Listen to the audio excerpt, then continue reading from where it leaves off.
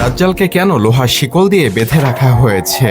সহিহ হাদিস থেকে পাওয়া যায়, আজ থেকে 1450 বছর পূর্বে তামিমাত দারি নামক একজন খ্রিস্টান ব্যক্তি তার সঙ্গীদেরকে নিয়ে জাহাজে সমুদ্রে যাত্রা করেন।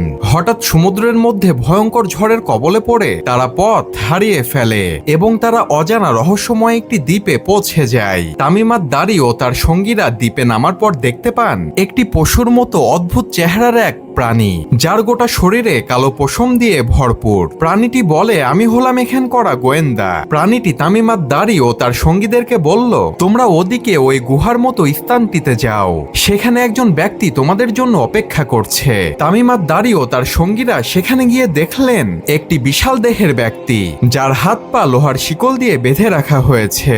তামিমাত দারি ও তার সঙ্গীরা সে ব্যক্তিকে দেখে ভয় পেয়ে গেলেন। তখন সেই বিশাল দেহের ব্যক্তিটি তাদের কাছে কিছু প্রশ্নের উত্তর জানতে চাইলেন। সে ব্যক্তিটি বলল, তিবিরের স্থান অর্থাৎ ফিলিস্তিনের একটি জায়গাতে খেজুরের গাছগুলোতে এখনো খেজুর ধরে কিনা, তাবারিয়া হ্রদে এখনো পানি আছে কিনা, জুঘুর অঞ্চলের কূপ থেকে এখনো পানি বের হয় কিনা, এবং সর্বশেষ প্রশ্ন করল, আমাকে নবী মুহাম্মদ সম্পর্কে বলো, তিনি কি তোমাদের মধ্যে এসেছেন? তিনি কি মক্কা থেকে মদিনায় হিজরত করেছেন? তখন তামিমাত দারি তার সকল প্রশ্নের উত্তর দিলেন।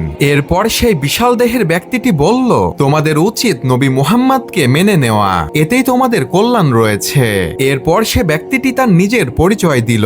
সে বলল, আমি হলাম দাজ্জাল। আমি এখান থেকে বের হবার অনুমতি পেলেই পুরো পৃথিবী 40 দিনে ভ্রমণ করব, তবে আমি মক্কা ও মদিনায় প্রবেশ করতে পারবো না। আর এই সম্পূর্ণ ঘটনাটি তামিমাত দারি নবী সাল্লাল্লাহু আলাইহি ওয়াসাল্লামকে এসে বলেন এবং তিনি খ্রিস্টান ধর্ম থেকে ইসলাম ধর্ম গ্রহণ করেন।